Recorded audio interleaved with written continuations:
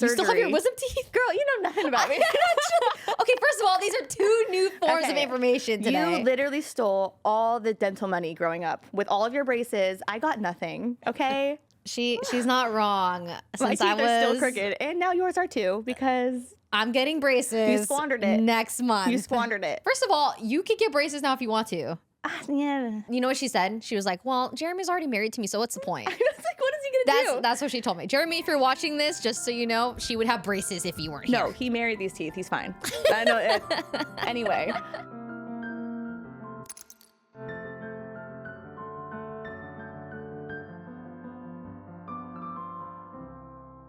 Hello, everyone. Welcome back to Wine About It. As you might be able to see, Cutie is not back. She is grieving. So please send lots of love and good vibes to Cutie. She will be back when she's ready. But instead, we have a very special guest, and not just one special guest. We have 2 special guests today. This is the Mother's Day episode. Honestly, this was very sudden. I didn't think this was going to happen. I actually didn't ask my sister to be here. Yesterday. Yeah, I literally asked her yesterday. Well, I brought it up in conversation because I plan to have Leslie on this week. She'll be here next week. And so I was like, oh yeah, I was thinking it'd be fun, like what if you were on the pod for Mother's Day episode? And she got so excited. I don't know if excitement. I got nervous. I looked at her and her eyes were glowing. In fear. It wasn't in fear. I was like, oh, you know what? I'm locking you in because I saw the glimmer of excitement. Maybe it was a glimmer of fear. Well, then I spent the whole day thinking about what I was gonna say, and she's like, "Why are you stressing? We're just gonna be chatting." No, we're literally gonna be chatting. You've never done this before, obviously. First time. Let me introduce. So this is my sister. I have my family here for Mother's Day weekend, and she brought brand new baby nephew. This is my nephew Bennett. Audio listeners, if you hear a bunch of goo goo gagas, that's my little 2-month-old nephew. 2 months. His first ever podcast. Mine too, buddy. We're in this together. He's so cute. I taught him how to howl. And she doesn't believe me. You think you did, but he knows. Benny, ow! Yeah, Benni, crazy if he did it right now. Ow! Ow! He's a Mr. Agoo man. He likes agoo. His first word was agoo. I do think that since he's 15% Filipino, that he meant to say agoy. Agoy. Which means like ouch. It's like a, ooh, ouch. Your mom loves that one. Yeah. Agoo. Agoo. You're doing so good, buddy. We were just talking about how we need to work on not doing our baby voice on the pod. I know. It's so hard. It is hard because he's so freaking cute. Whenever I talk to him, I immediately go baby voice. Yeah. I can't help it. Yes. We'll see how good he is for this. We'll see how long he'll sit. I'm sure this is a surprise episode to all of us, and I'm sure there's a lot of people that in my community that they prefer you over me. What? Every time you're on my stream, like once every other year, they're like, where's Casey? We love Casey. Bring Casey back. And now you're here. I'm sure they want to hear all about you. Well, genuinely, Jeremy and I were just talking because we were trying to think of the last time I was on your stream. And I feel like it was that one time, it was like Christmas. We had a Christmas tree behind us and we were wearing... That wasn't the last time. When was the last time then? That was like when Dad was alive. You don't remember? Wait. When was that? I remember it was the other Christmas when I was wearing the onesies. We were doing The Siblings Are Dating. Yeah. Stream. I think wasn't that the Christmas one with we were wearing a snowman onesie situation? Yes, it was a Christmas. Yeah, you were here for the holidays. This was about 3 years ago. I think he wants his auntie. Oh, does he want his auntie? That's what you always think. Show everyone your outfit. Look at you in your overalls and your strong neck.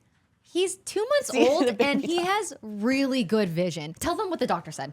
Oh, well, he went to the doctor for his first visit. He was like 5 days old. And he was already kind of looking at him. And he was like, his vision is very advanced. So he's a genius.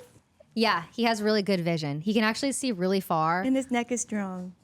For 2 months. You want him? Yeah, I do. Well, I'll take him later. I'm afraid he's going to start crying because we just started, What do you think? He loves the TV. He loves all the lights. We're trying to make him not a screen baby. Like, we don't want an iPad kid. Yeah. Jeremy, her husband, is very on top of it. Like, no TV. Well, it's funny because his vision is so good. He does clock the TV pretty quick. Mm-hmm. Clock it, Benni. And even when we're taking pictures of him, he sees the phone, even the back of it. And he's like, yeah, really into it. Yeah, I wanted to film him when he was gooing. And whenever I pull the phone out to take a video, he'll just get distracted and stop doing the cute stuff that he was doing. The camera. Is a camera? I think he likes the chandelier. The chandelier? Okay, Casey. Okay. Since this is our special, random, did not plan this Mother's Day episode, Yes. you want to talk about your birthing story? Because I remember mentioning it a little bit, but I feel like it'll probably be more impactful if it comes from the person that gave birth. Yeah, probably. Yeah. So one thing I learned as a honey, we're gonna be fine. I feel like he's tired. Come here. We could get him to fall asleep. Okay, now we'll probably try this one. So one thing I learned about being a mother is that birth plans are a joke. Yeah, you had the whole delivery planned out to the hour. Well, that's what everyone, like, a birth plan is a birth plan for a reason, and every mom is told to do a birth plan and try to, like, you know, you have to write out things that you want to happen and want to see in your birth. You're going to advocate for yourself, things that you want to see for yourself, want to see for your baby, who can be in the room, who can't be in the room. There's so many things that go into a birth plan, and it's important, but also you need to remember that it is very likely that nothing goes to plan at all. So what did you have planned? Well, we did, like, you know, things like Jeremy cuts the cord. Oh, really? Yeah. Wait, I didn't know you wanted him to cut it. Yeah, it's kind of a fun thing for the dad to get involved. You know, he's just sitting there. And then, you know, there's things called delayed cord clamping where you kind of wait till the cord goes white so that all the last bits of, like, The nutrients and bloods gets to the baby before you cut it off. You can donate your cord blood. There's so many things. It's a lot. Oh. Yeah, you could talk about the kind of, like, medicine you give him right away, and, like, what else? Oh my gosh. Like, who's in the room? The who's not in the room? placenta. Did Yeah. you eat it? No. There's a thing with placentas where No. you can like eat it, and It is a thing. It is a thing, and you can also get it in pill capsule form, Yeah. so it's like less. I didn't want to eat my own organ. I don't know. I'm sure I'm down to do that. I'm sure it's super I would beneficial. eat your organ. I'm sure you would. I'm sure you would have eaten my placenta, probably. but like, wouldn't it be good because you're breastfeeding? Yes. And so wouldn't it be good to get those nutrients back in you to go back to the baby? You know what? I think he's getting enough without that. Jeremy wanted to take it and plant it in the garden and then plant a tree on it. Wait, that's a cute idea. Were you like, no one gets to eat my placenta, not even plants? No, I was totally fine with that. But then I was like, Jeremy, we might not be in this house forever, and then my placenta tree is just going to live with another family one day. You could take the tree with you. We don't would wanna- dig it and out. that's a lot of work. And okay, You know we'd get it done, right, Emily? We'd get that tree with us. the neighborhood that we're in, like getting any sort of crane or digging thingy Mm-hmm. back there would be like too hard. Anyway, placenta's in the trash. Dang Sorry about it. it. I'm sorry. gosh. But that's also goes in the birth plan. Yeah. But I swear, every single woman I know who's given birth, nothing has gone to plan. Well, not nothing, but you just have to be prepared for The nothing to go. unexpected. Yeah. And yours was a nightmare, to say the least. It was a nightmare until it kind of wasn't. It wasn't honestly the worst story I've ever heard. I've known some crazy, crazy things that have happened to friends. But mine it was just kind of a fluke. So literally since his very first ultrasound, they were like, you have a big baby. Like he's, you know, 5 days ahead of schedule, a week ahead of schedule, 2 weeks ahead of schedule. And then when it came to like 36 weeks, they were like, you are going to have a very big baby. His belly circumference is very large, like in the 98th percentile. So that directly means his shoulders are broad, which could mean that he could have shoulder dystocia on the way out. You know what that is? Shoulder dystocia. Wait, so that's the thing where the shoulder gets stuck on the hip, right? In your like birth canal. Yeah. And so when that happens, you know, everything kind of goes crazy, and a woman will jump on you. They're like pushing on your pelvis. Sometimes they have to break the baby's clavicle to get him out. What? I know. Wait. I know. I don't know if that happens all the time. That's but sometimes, real? Why would they yeah. not just do a C-section at that point? Well, They actually break So, the clavicle. the thing is that shoulder dystocia, once it's occurred, you can't push the baby back in and do a C-section. He's already out. Oh, I see. His head is out. Oh. Yeah. Oh my gosh, I didn't know that was heartbreaking. That's terrible. So I was totally freaked out, and so I was like, they're like, we're gonna have to induce you early, and I didn't want to be induced. So instead, you could do something called a membrane sweep. I don't know if you know what that is. Oh no, I know because this is how the whole birthing started. Yes, they go in there and they kind of like sweep around, like between your like uterus and the sac to kind of like get labor started. I got it twice, and on my 40-week one, my second membrane sweep, my OB accidentally popped my water, which I was warned about. They're like, this could happen. And she's in there. She's like, oh, there's a little liquid. And I'm like, what does that mean? She said, oopsie. What is that? Popped your water. Yeah. And she was like, well, I think it might be some amniotic fluid. And I'm like, oh, what does that mean? And she's like, you're having a baby today. I'm like, I have nothing. Jeremy is at work. What are you talking about? So you can't leave the hospital at that point. You were stuck. Yep. I checked into labor and delivery. I called you. Or I texted you. I don't know what you're doing. Yeah, it was either you or Jeremy that texted me like it's time to fly. No, I texted you. I was like, you might want to think about getting a flight. And you're like, what do you mean might? Yeah, it was like, what do you mean? Like, are you in labor or not? What's happening? Yeah. So she popped my water at like 9 a.m. And then I just sat in that labor and delivery room for 6 hours waiting for my labor to start. And it was funny, you get all hooked up. So I could see I'm contracting on the monitor, but I can't feel a thing. They're like very light contractions. Like I'm so early. My body did not want to give birth yet. Also, there's so much baby talk. I don't know if you know about like the effacement and the diameters and oh no, I've learned a lot through your centimeters, pregnancy. I mean. Yeah. So pretty much it's like the opening of the cervix. Your cervix needs to open needs to be 10 centimeters to give birth, but it also needs to be effaced, which is basically the thinness of the cervix. And 100% effaced means like you're giving birth. But I was at 50%, and I was also at 50% 2 weeks before I gave birth. So I hadn't progressed at all, and I was only a centimeter dilated. He's asleep. Oh, he's asleep. Yay. Sorry. Never mind. Sorry. No. No, that's my bad. Anyway, so 6 hours go by, nothing's happening. Since my water is broken, the hospital I was at, they were like, we will not be going up to check anything in there all day. Like, we're not going to see how far dilated you are, nothing. Because since the sac is broken, he's now exposed. And, like, he could get an infection, all these things. So I was in the dark. I didn't know if I was progressing or not. But that's 6 so hours, scary. I know. I had no clue what was going on. 6 hours go by, and they're like, your contractions are still not what we need them to be. They need to be a certain like length and distance apart and stuff. And they're like, we're going to have to give you Pitocin, which is a form of oxytocin, I believe. I hope I'm getting that right. Which is your body's natural way of going into labor. But they give you Pitocin to induce you and make your contractions kick up.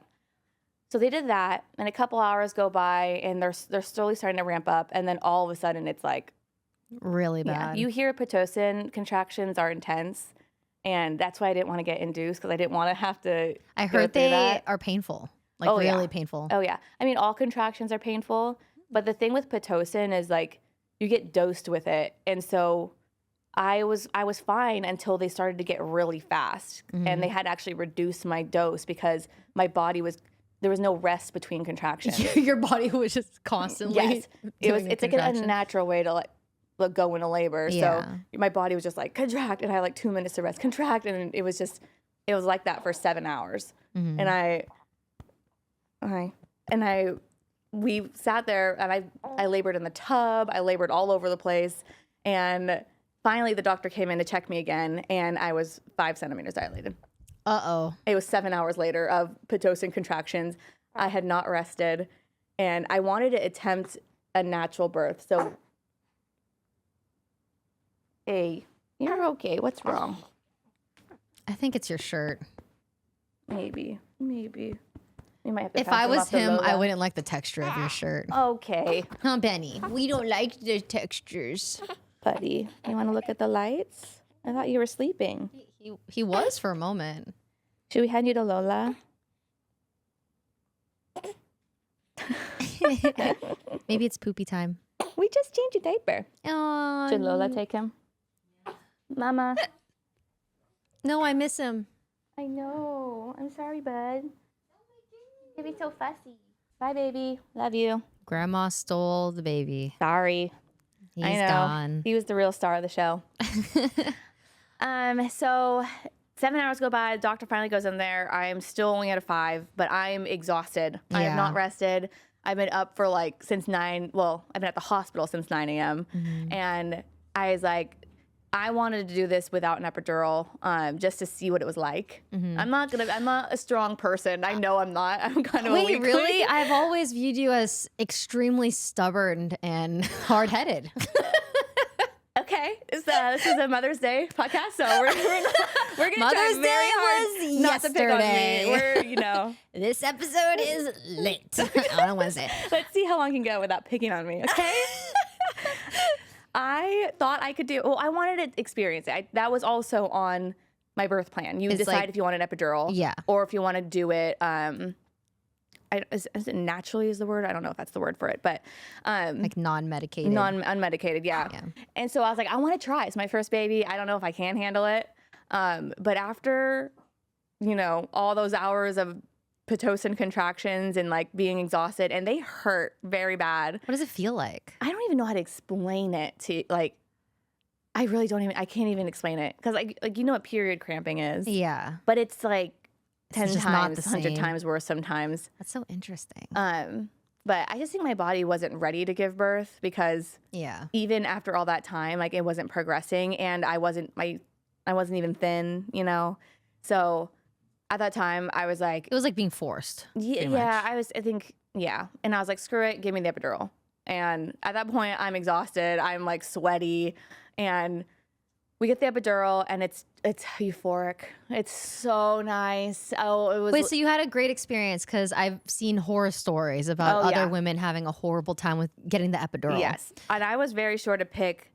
I mean, I was very picky about the hospital I chose, and I wanted. I don't know. I just felt comfortable there because I felt like they were very competent there. Yeah. And the lady came in to do my epidural, and she was hardcore. Like Jeremy was taking pictures. No, my doula was taking pictures, and she's like, no photos are in the epidural, and she was like very, I don't know, she just like seemed focused, very confident, and I don't know. And for those that don't know, a doula is pretty much a hired person who literal's job is to help deliver the baby, right? Yes, and well, I think there are some doulas that doula is like more informative. Like they tell you everything. The way that we partnered with a doula, it was a doula collective. There's 3 women, and they were basically at our beck and call for information, questions, help, education. We had her in the room with us to be an advocate for us. So we went through our whole birth plan with her. And I mean, I was obviously laboring. Jeremy is also kind of out of his mind. So, I'm sure he was having a rough time. So as a third party, completely, her job was to make sure our wishes were granted. Yeah. And people, it's a lot of medical jargon. It's a lot of unknown things in the hospital. And so she's there to just make sure things go the way you want. And also, when things started to go wrong, and like people almost stopped telling me what was happening. And I was like getting scared, and like no one was telling me what was happening. So the doula was right next to me being like, okay, they just said this, which means this. And she was like talking down in my ear with me and like telling me that I didn't need to panic. Like clarifying things. And because your situation was very on the fly. It was, yeah. And I think a lot of it is they didn't want to necessarily tell you certain things because it would have scared you. Probably, I think so. I mean, they were communicating with me for a long time until they weren't. So I guess let me backtrack. I finally get the epidural, and it's amazing. I feel wonderful, and we're all like, yay, we get to rest. Yay! Oh my God, Jeremy literally makes his little cot. People are tucking in. I'm laying down. I have blankets on. I swear I closed my eyes for like 3 minutes, and they're like, oh, we need to flip you. His heart rate's not doing well. And okay, I was like, okay, we just try a different position. I'm numb from the hips down, but like not 100% numb. I don't even like 90% numb. So you could feel pressure. I could feel pressure, and like if they put me on my knees, I could kind of stay up. It was not 100% numb. But as time was progressing, you could see his heart rate on the monitor. And normally with every contraction, the baby's heart rate will come down, but it'll come back up because he's getting squeezed. Yeah. And then you release. But when I was contracting, his heart rate would dip and then it would take longer to come up. So they're like, we need to switch his position. And we're switching. We have other women coming in the room and like putting me on my knees, putting me on my side. I have cords all over me. You know, I have my epidural cords, my IV. I have the monitors on my belly. So it takes a whole team to flip me around, and nothing's changing. His heart rate is still struggling a little bit. And they're like, okay, so at this point, your water has been broken for like 14 hours. We're thinking that he has no cushion in there. So it's just him in a sack. There's no water around him. Yeah. So they did something which I didn't know was possible. They refilled me with liquid. Wait, you didn't tell me that. I didn't know it was real. Put liquid back into you to fill the sack. Put another tube in me and refilled my Which makes sense because then it would allow him to rotate in. It just gave him more cushion. Yeah. He was head down and he needed to be head down. And he was just, you know, no water, no cushion around him. So they just refilled it so he had a little bit more cushion, and maybe his cord was getting cramped. So now it had more cushion around it. Anyway, they tried that and it wasn't working. And they tried more flipping around. And then his heart rate got so low at one point, they were like, we can't differentiate between your heartbeat and the baby's, which is pretty low. I mean, yeah, it's not super low. Yeah, for a baby, a newborn baby, it's very low. So they're like, we need to go into you and screw a node into his scalp. Okay, you didn't tell me this either. I don't remember. What is all this new information that I'm also discovering? Literally, I saw you like a day after I gave birth. My mind, where was it? I don't know. I can't believe this is crazy. Yeah, it was crazy. And I was like, I was very emotional at this point because like I was confused, his heart rate, don't know what's going on. And now they're like, oh, we're going to screw something into his head. I'm like, he's not even born yet and you're going to give him a piercing in his scalp? Wait, And so he's got it in his head? No. So the doula at this point comes into me and she's like, listen, this is a very, very small screw. They literally practice in the back of their hands in school. Oh. It's low, you know, it's not that invasive. Yeah. So that calmed me down a little bit. And also, something that was good during this mayhem is that sometimes I had no choice, which was better for me. Yeah. I was like, I don't want the choice. I don't have to pick what was good or bad for my baby. Because like, I what don't if know it's the what's going wrong on. choice? Yeah. And I would blame myself forever. So they go in there, another freaking wire up me. I'm literally wire lady. Like You were a cyborg. I had every wire in the hospital coming out of me. And they screw his little node in and they could see his heart rate. And then it was really showing like his heart rate was going down and it was just like not coming up. So at this point, there's literally like 8 strangers in my room. And I know like something's wrong because like no one's even introducing themselves to me. No one's addressing me. No one's even smiling at me. It's like all they're looking at there the monitor. to work. Yes, and which I appreciate, but I was like, something is wrong. Yeah. Because like in the beginning, they were all very like, hi, my name is blah, blah, blah. I'm just going to check this. Very sweet. And then it was just like go time. And I was like, oh, crap. And then you know it's bad when the doctor comes in. Oh, no. I was like, oh, no.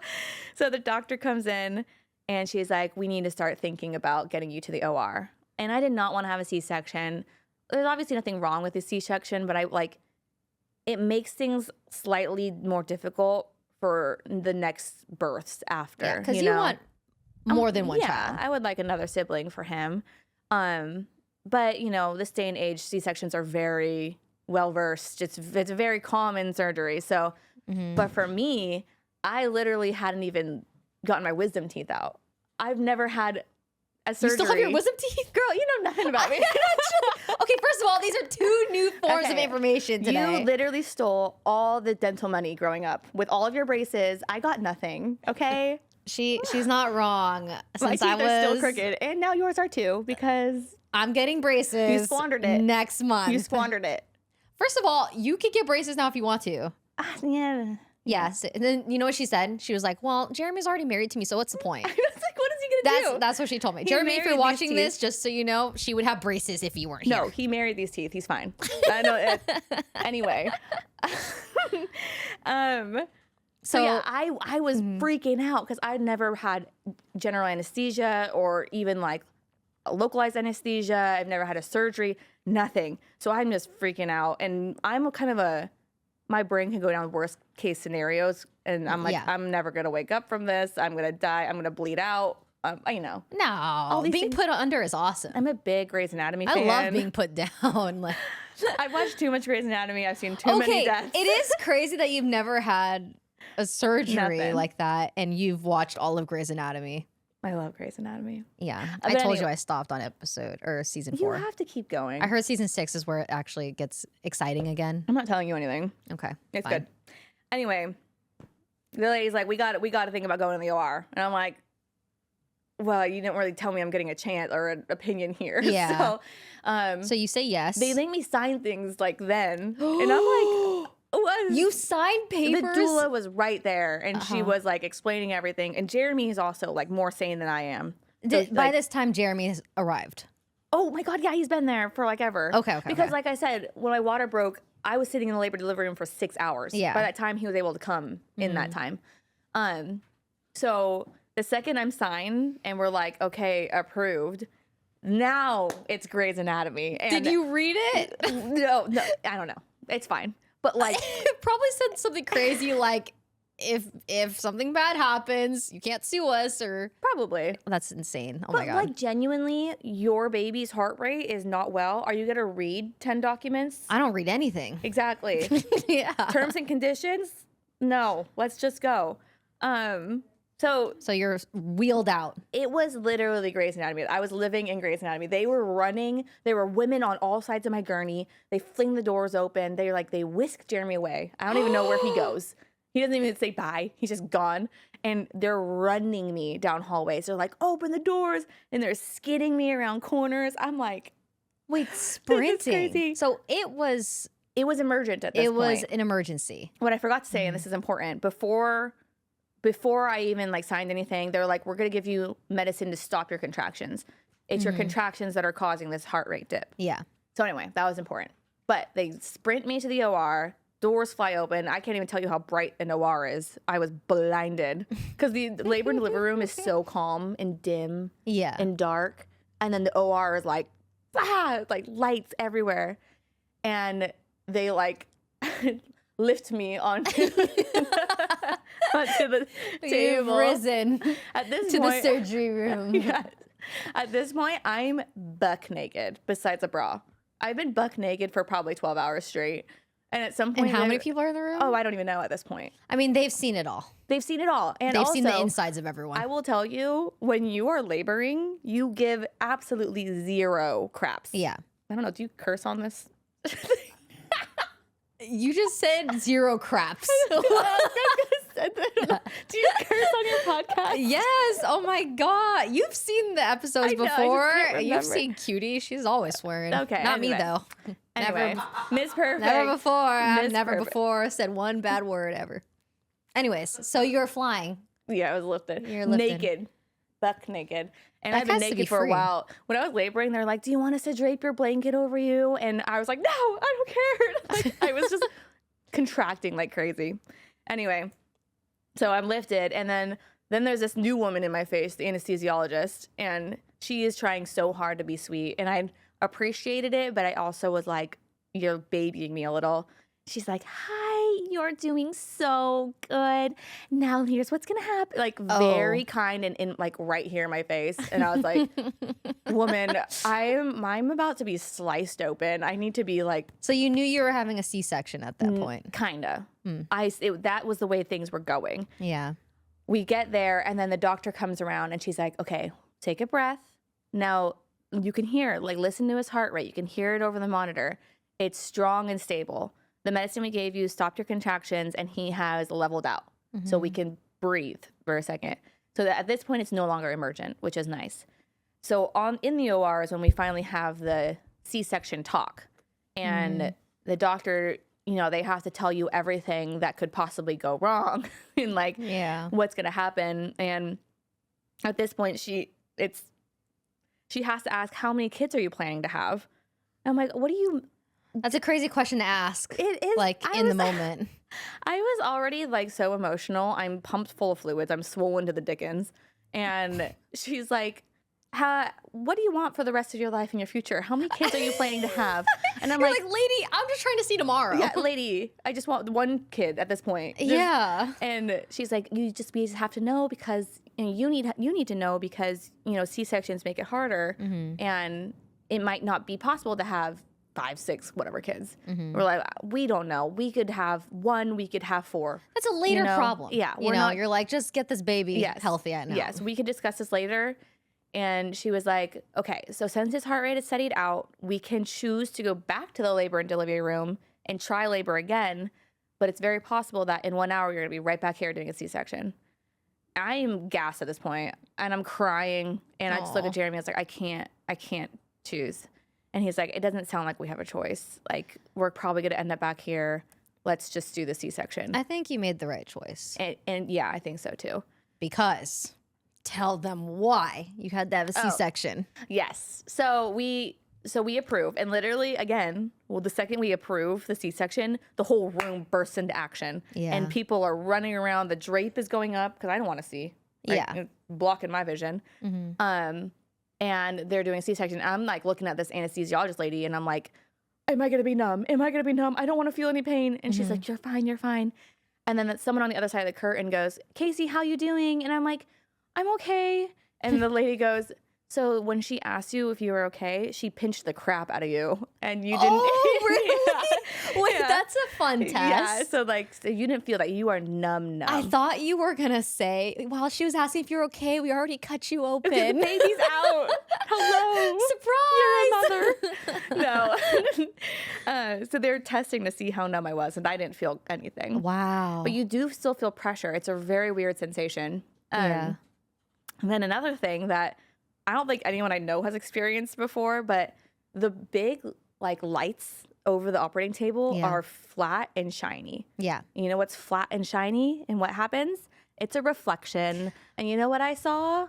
My body cut open and everything just out and I saw my organs. When you told me that, I was so surprised that because I feel like there's probably a lot of other women that had C-sections that saw the exact same thing. And why haven't they changed that? Well, everyone I told. Can you change it? Probably. I don't know. Did it look like a light that could be replaced with a better light? No, it was very important big lights. I think they but they can have important big lights that are non-reflective. Like, look at these podcast lights. I don't know. I mean, they obviously need very good lighting. Yeah. But I just was not prepared for that. So it was very jarring. Yeah, you saw yourself getting cut open. I saw my body just flayed open. So was that traumatic? Or were you just like, this is normal? I freaked out for like half a second, but then I just stopped looking and we're like, that is none of my business. I feel like it's all your business, actually. Wait, yeah, you've always been you're okay with blood. Like, you're okay with like seeing, you know. I almost like it. Like the pimple popping, like gross I get you. We both are kind of like that. Like, do you know I was deciding if I wanted to be a dermatologist or not because I loved popping zits so much. Was this a while ago? This was a long time ago. I thought so. It was about a 6-month phase, and then I saw like real, actual medical zit popping, and then I changed my mind. You and I are the same with the picking. And are you picking right now? Now we do always like clock each other when like literally I was driving yesterday and I'm like just scratching the back of my. I was like, how did you know? And she said you can hear it, which concerns me because I feel like no one else tells me when I'm scratching. And I'm like, you're telling me that everyone else can hear it this whole time? Anyways, it's a self-soothing thing that I do. Why do you do it? Just for fun? I don't know if I'm self-soothing. I literally will just be dazed. I don't even realize I'm doing it sometimes. Oh, I always know when I'm doing it. And like my ears. And I like it. I just don't like when there's things on me. Like if I have a zit, it has to come off. All of it. I need to rip it off either. Like I'd rather have a scar there than a zit. I know. My cat attacks my hands, and so I have all these scabs. Yeah, and I was picking the skin off, and she's like, "You stop picking," and I'm like, "It's flapping around. It has to go." And I was like, at least my scabs are hidden by my hair, and her hands are covered in cat scars. But that's it's a cost. I brought a baby home, and my cat decidedly started to hate me. So. Yeah. I don't know what's up. He literally does not attack Jeremy. He gets jealous. Okay, Pierre's still a baby kitten. How old is he now? He's like 10, 11 months old. He'll grow out of it. I hope so. Okay, back to getting fish fillet. Open. Yeah. Fish fillet. So you got over it. You're just watching yourself get cut. I'm watching Jeremy. We're like locked eyes, and he's like holding me, and we're just like staring at each other, and like I'm crying. Did he look? Huh? He didn't look. Oh, he didn't want to look. And I'm crying. He's like stressed. The poor man. He feels so helpless. Like your wife and your baby are on like being operated on, and you have to just sit there and endure it, and you can't do anything. Oh, and poor Jeremy. I'm so sorry. It's so hard for me to even like. I've seen my whole when you were in labor, my whole TikTok feed was just women and sharing their stories about birth and going through labor, and like there would be some troll videos of men just like playing a game while they're like just funny videos or whatever. And it just like made me just wonder, how did we develop in life where the woman is just enduring all of this pain with periods and giving birth and breastfeeding and enduring all of it, and a man just has to jack off. Like, seriously. I know. To be fair, Jeremy, he's a catch. He's a wonderful husband. He's a great guy. He's done so much. He actually like really puts in his part in taking care of the baby. I think he recognizes how much he hasn't had to do the last 10 months. Yeah. And I mean, I see it now. I see you breastfeeding every hour. And I'm this baby's hungry. He's eating all the time. Yeah. He's a chunky boy. But I do feel for him though, because regardless if you're going through the worst thing in that experience, you're still going through a bad thing. Yeah. And it's very helpless. He's so helpless, and like it's scary. Like watching the woman that you love and your baby go through this and like not knowing what's gonna happen. That's traumatic in its own right. So we're just like locked in each other. Like we are the only people that can like ground each other right now. Yeah. And they're like, you're going to feel lots of pressure. I'm like moving around. Like, it's like kind of aggressive. The scar is like, I guess the scar would have to be 10 centimeters, I actually think. Yeah. I'm not sure. But they had to get that. It's like your body is getting yanked around. You're feeling like all sorts of weird pressure. And then she also warned us before they started. They're like, C-section babies do not cry right away. Yeah. So you see in the movies and everything, you're waiting for the scream. Yeah. Because that means your baby's okay. And they're like, she warned us, like, you might not hear it right away. It might be the worst 10 to 15 seconds of your life. And they pop him out, and he takes 10 to 15 seconds, and it's like quiet. And then he starts like screaming his head off, and I can't even, like, I was the freaking Niagara Falls. Just, when you heard him cry? Oh, it's unstoppable. I'm going to cry. Thank you. What a beautiful moment. What did they have you? I mean, your guts were probably just still out. Oh, yeah. I was still gutted. Yes. I couldn't move. What a crazy experience. They hold him over the curtain. And they show you he looks scary. Wait, that's actually... He's just living in a freaking womb forever. He's like scary looking. He has changed a lot in the past 2 months. Of course, he's 13 boy. pounds now. He is and when he was now. born, he was 7 pounds 4 ounces. Mm-hmm. So he's like 11 a.m. On the 4th of March. Oh, she's got it memorized. Yeah, well, you got to memorize these things. Yeah. And then they whisk him away to the table, and then Jeremy goes to go meet him, and it sucks because you're stuck there. Yeah. You're like watching all these strangers and your husband have like the first interactions with your baby. You're like, is he cute? What's going on over there? And Jeremy's like, he's got a gnarly cone head. Have you seen the babies that are like? Yeah. Which tells me that he was trying to get through the birth canal. The poor guy. He was trying. He had a cone head. Oh, I wish you had a photo. Well, the lady was their doula was also a photographer. Oh, yeah. But she didn't. I feel like his cone head wasn't that bad, but maybe it was just the angle. Mm-hmm. But anyway, once he was out, they were like, okay, we're just going to sew you up now. And I'm just sitting there waiting. Then they bring him over to me. They put him on my chest. I'm sobbing. I can't see. Just like, I don't know what's going on. And it was really cute. And then literally once that was done, I was chilling. Yeah. I was like, all is good in the world. I'm fine. Yeah. Let's do it again. Let's have another baby. How long did it take for the epidural to wear off? Oh, that's a good question. I don't actually really know. Because you probably started feeling the, the C-section. It takes a while. They're also giving you medication on a schedule. Oh, I see. High dose. Yeah. I honestly don't know. It took a while. Like, I didn't really get out of bed until... Time made no sense. I couldn't even tell you what time it was. Yeah. So I don't know. It took a while. So the reason why his heart rate was dropping so much is because his umbilical cord was wrapped around his neck. Yeah. So every time she would push and the contractions would happen, it would tighten around his neck. So he couldn't leave. Yeah. It was around his neck and then also looped up by his face. And his face was trying to go through the canal. Yeah. So it was just squeezing and him. it was around his neck. And that happens quite a bit, I feel like, the cord getting around the neck. Yeah, but I just find it so odd how there isn't technology to see the cord ahead of time. You know what I mean? Like where the cord is at and the positioning of it. I feel like it's also like it can happen all of a sudden. Because you can see the cord on the ultrasound. I see. But like as he's adjusting and trying to get in position for labor, that could happen then. And they're not going to whip out the ultrasound like every second just to see where he's at. If he's head down, he's head down. So, yeah. So once they told us that, I think, okay, so I've been asked, do you have PTSD from this whole experience? Like, how are you mentally? Are you okay? Like, are you, how are you doing?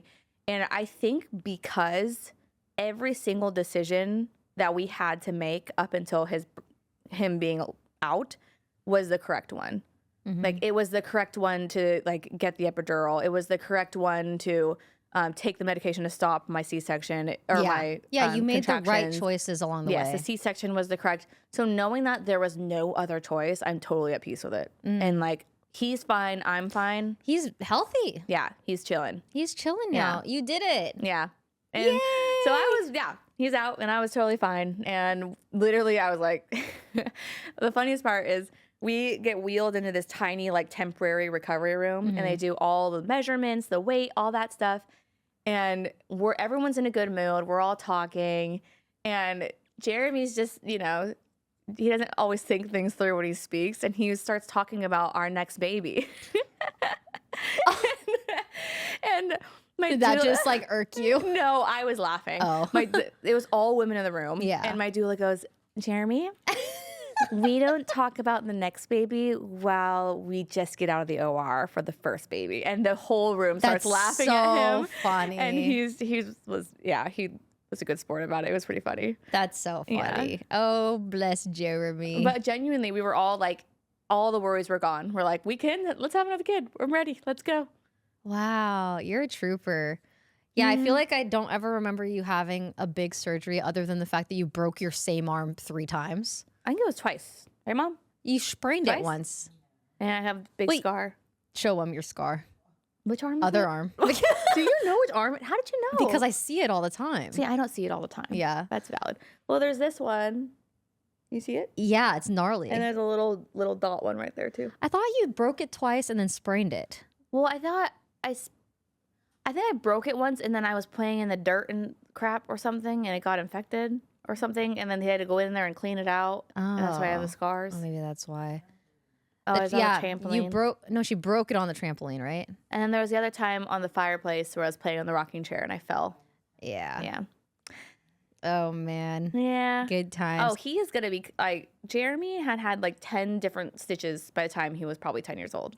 Like, no, I can already tell. I was telling her I think that she's going to have only boys. And the next time she's pregnant, it's going to be twin boys. I don't know why you're putting that on me. That's just it's a vibe I'm getting. I'm going to have a girl next. Mom told me I'm going to have a girl next. Is that what Mom said? Yeah. Wait, you think she's going to have a girl? I think she just wants a girl. So how long do you want to wait until your next pregnancy? That's the thing. Changed because you had your C-section. Yeah, that's the thing is that you are required. Things are going to be fine if you don't. Hopefully things will be fine if you don't follow the rules. But my OB said, we don't want you to be pregnant until a year after you give birth. And that's still pretty soon after, I feel. But she was like, some doctors say 18 months. Yeah. It depends. But since you have all that scar tissue in there, sometimes the scar tissue can adhere to your uterus. You can have what they call uterine rupture. Very fun term. All these scary things. What is a? I mean, it's like you just. It's exploded. I don't know if it's an explosion, but I think it can like tear and like lots of blood, all these things. Doctors, I'm so appreciative of doctors, and I was in a medical field, dentistry for a while, so I understand having to say all the possible outcomes, but it's scary. Yeah. Like you get told everything that can go wrong, and it's for your benefit. You need to be educated, but that can really make someone spiral. Yeah. You know? Yeah, you have to have a. It's also hard sharing the news of all the horrible things that could happen. I know. So that's the thing. I didn't tell you and Mom I was pregnant until my second trimester started, and that was because I was worried, you know, Something might happen. something might happen. And I was honestly doing it for Mom's benefit, because if I told Mom that I was pregnant and then I wasn't pregnant, I think Mom would lose her mind. I think she'd be so sad. devastated. I couldn't handle that. You I waited was till like, third trimester? second. Oh, second. I was like, how did you get away with it? I'm going to make sure that this pregnancy is stuck in there, which is still not guaranteed, before I let the world know, or anyone in my world know, that I'm pregnant, which is hard. It's tough. It's hard to hide it. Yeah. It's a full circle moment right now, because the last time my family was here, Casey revealed at dinner that she was pregnant. Yeah. And tonight, we're going out with Myung, Leslie, and Yvonne to another restaurant, and now the baby's with us. Yeah, it was at the dinner reservation restaurant that I revealed it to everyone, and they were And there. now they're coming again, because It was so I'm cute. taking them out to a Michelin star restaurant tonight for Mother's Day. So bougie. It's one of our favorites. We only go there for special occasions, but it's a very nice restaurant called Providence. But yeah, it's gonna be really fun. But I think it's funny that Leslie and Myung were there for your reveal, reveal that you were like, I'm pregnant. Yeah, you didn't even remember that, and I was like, oh, they're gonna be there again. No, I remember. I just had to jog my memory. But it was also crazy because that dinner, you wanted to wear a dress, but you were also trying to hide that you were pregnant. And so I had this dress in my closet. It was a baby blue dress. I never wore it. And It was still too had big the for price you. tag. It was too big for me. And so I was like, oh, there's this blue dress in the closet if you want to wear it. I just think it's crazy that it was baby blue, like for a baby boy. And it was fluffy enough to where it covered her belly perfectly, and it fit her perfectly. It was almost like a divine moment, of course this would happen. And so yeah, and then you revealed it, and it was so cute and perfect. I wish your guys' reaction is still my favorite. That's like this still shot from the video of you and Mom making the exact same face. I was so surprised. My mom's dream come true. She's been waiting for a grandchild since I don't even know how long. I know. Like literally as soon as we hit our period, she's like, it's time to have a baby. She's like, reverse psychology. I'm like, is it? Yeah, really, is it? She's like, I'll raise the baby. So how has breastfeeding been? I remember sharing your colostrum to the world. You still can't say the word. Colostrum. Colostrum. Oh, colostrum. I've been saying it wrong this whole time. Yeah, that's okay. So yeah, a long time ago, Casey sent a photo of it's called liquid gold. When you first start breastfeeding, it's the liquid that first comes before. out. Before you're get it breastfeeding. before, yeah. I started collecting colostrum when I was 37 weeks pregnant. And you still have some in the freezer? Yeah. Yeah. So pretty much liquid gold, it's packed with nutrients, and you save it for when the baby might be sick, or if you just want to feed it to them for fun. There's a couple of different reasons. Like I have had friends who your milk doesn't come in immediately when the baby comes out. So sometimes it takes a few days for your milk to come in. So having that supply. What if it doesn't come in? You can give formula and there's things to do, but sometimes it doesn't come in. And I had a friend who had a stash of colostrum, and that when the baby's born, his stomach is, I forget what they refer, it's like the size of a cherry or something. It's very small. So tiny. They don't need very much. So you could just feed them colostrum if you have it. It's really good for them. And we dose him with colostrum every now and then just to give him an immunity boost. Yeah. Like when we go on an airplane or to a birthday party or something. But breastfeeding is hard. Right in the beginning, I can't even tell you, everything hurt. Everything, the fabric touching you, the shower. That sense. The shower. It was horrible. Even just the stream of water. Ow. And ow. It's so sensitive and raw. and you can bleed sometimes, which I did. Yeah. I freaked out because he was breastfeeding and he like popped off and blood was coming out of his mouth. And I'm like, wait, that's like a horror film. It was. And I was like, Jeremy, he's bleeding. And he runs over and he's like, no, that's you. And my nipple was bleeding.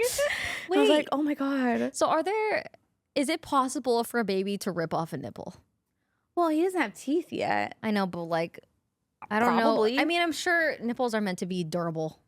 Oh, they because you don't feel it anymore. They're pretty numb now. Yeah. And they're so quite there's stretchy. just no pain. Stretchy. It's kind of interesting. Yeah.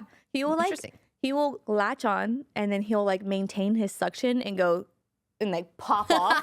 And he'll take my Like off the whole tap. nipple with him and then pop off. And I'm like, oh my God, why are you doing this to me? It's painful, dude. But now it's fine. How long did it take for it to stop hurting? I think the first like 2.5 weeks were straight up pain. And 2.5 weeks straight, and you're feeding every hour. When they're newborn, so here's the thing to know about newborns. When they're first born, they weigh a certain amount, and then every newborn loses weight right off the bat. Oh, really? So he was 7 pounds 4 ounces out the gate, and then he went down to 6 pounds. He lost a pound. Something ounces, I forget. And then you have to feed them up until every 2 to 3 hours until they get back to birth weight. So Why like you do either they have to wake them lose up. so much weight? I think it's like water weight and like I don't know. It's just Fluids. Yeah, Probably. I should probably know that. I don't know. So you have to feed them every 2 to 3 hours, and that includes like waking them up from nap. Like don't wake a sleeping baby is not real for newborns. You have to wake them up. And So you make them feed. every 2 to 3 hours you feed them, and then you go to your next doctor visit and they weigh them and they see how they're doing. He was above birth weight like before we even left the hospital. Like he's a chunk. Yeah. He loves to eat. He loves to eat. So, but some babies, like they take a while to get back to birth weight. And then when you get the clear, like he's back to birth weight, you could start feeding him on his own cues, not on a regimented schedule. So when he cries, you feed him. You kind of get his vibe.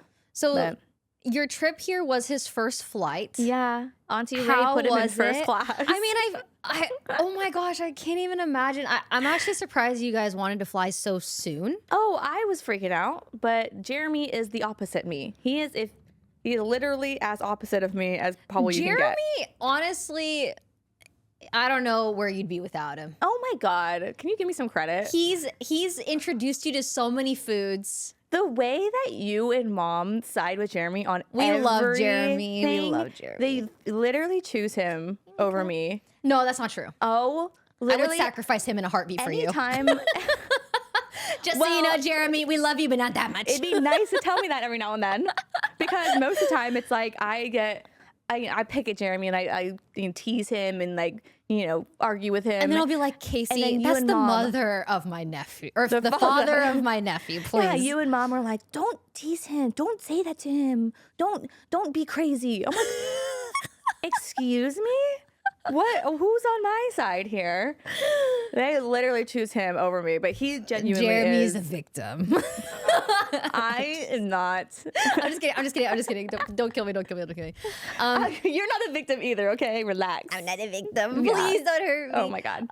But yeah, no, he's Jeremy loves to travel. He loves eating new foods. He's just very adventurous and a very not screens type of person. He just likes to be Which I feel like the best person he can be. Very like healthy. Loves to read, loves to just learn and go out and the about. sauna, the cold plunge, and vitamins and electrolytes and everything. And I'm like kind of a little rat. And that's like No, we are the same in that way. Yes. But when I compare our lifestyles, it's very opposite. Yeah. I mean, I thought I liked to travel before I even met him. But the way that he travels and has introduced me to travel, it's like You're always out. I'm like in you danger. Guys, the meme where you're just sitting in the fire. I'm in danger. I'm in danger. Yeah, you guys, you drove an RV to all 50 states? No, we only made it. How many did we make it to? 48? No, like 46. 40, you guys also 40. did like we did 40. 40 states with an Yeah. RV. You guys also backpacked for 3 months. We did. In Europe? We've backpacked South America, Asia, Europe, Africa. We've done RV trips in South America, Europe, and Africa. Lots of scuba diving, and he's crazy. I literally was not down to scuba dive. I was terrified. Oh, really? Why? But it's actually so peaceful. It's quiet under there. Rachel, What? I don't like when my life is reliant on machines.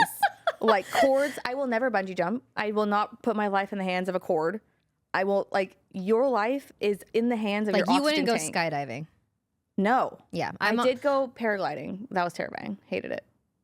Oh, but is that really high up? It's really high up. Oh. Yeah. You have to go up on a mountain and then come off the mountain. Oh, paragliding off. You did that? Yeah. Wait, I didn't Whose know idea you was did that? Jeremy. Jeremy. I know. And like it was over, we were in Morzine, France. And Wait, it must have been beautiful. it was beautiful, but I was like, I'm gonna pee my pants and it's gonna rain down on the town below me. And it was so scary. I thought paragliding was when you're in the air, like attached to a boat on the water. A boat? Like, Oh no. that's not parasailing. That's something else. Something else. Whatever. Parasailing. Maybe it's parasailing. I don't know. Whatever. I don't know the words. Not as dangerous as what you guys did. I don't think so, because you're over water. Like we're literally above a town. Yeah. And you're like on the strapped to this guide, and then it's a parachute, and you're just. See, I wouldn't like to do that either. And Jeremy, like, I saw Jeremy down below me, and all of a sudden they start 360ing, like, because like he asked me if he wanted to do crazy tricks, and I was like, and no. of course, so Jeremy said yes. Oh, I see him. I'm like, yeah. there goes my guy, just putting his life in danger. His life is always in danger. He wants a motorcycle so bad. Yeah, he's I think he's an adrenaline junkie. Totally. But he's brought you out of your shell, I feel like, when it comes to like trying new foods. Yeah, definitely. I'm a pretty picky eater, but I feel like he has helped me by guilt tripping me into trying more. Not guilt tripping me. Guilt tripping. But he's like, you gotta try everything once. I'm like, I don't want to. It's gross. It's not gross. I have a texture issue. Okay, that's valid. That's valid. Like, for example, I love any smoothies with bananas in it. I love the taste of banana. Yeah. The texture of banana is disgusting. Yeah, I also don't like banana Mush. smoothies. But like, I'd eat a banana, but So I don't we're like it. opposite. I don't like when it's mushed, We're opposite. I like a Yeah. smoothie. You like the raw deal. which is weird because the smoothie is the mushed version. No, it's smooth. Ew. Yeah, I don't like that. That's really gross. Okay. Anyways, that's it. An hour. That was an hour? Yeah. Can you believe it? Were we interesting enough? What do you mean interesting enough? I feel like your birth story is, I think a lot of people can learn from it. You could talk about pregnancy and birth for like a whole series of episodes. Yeah, I do.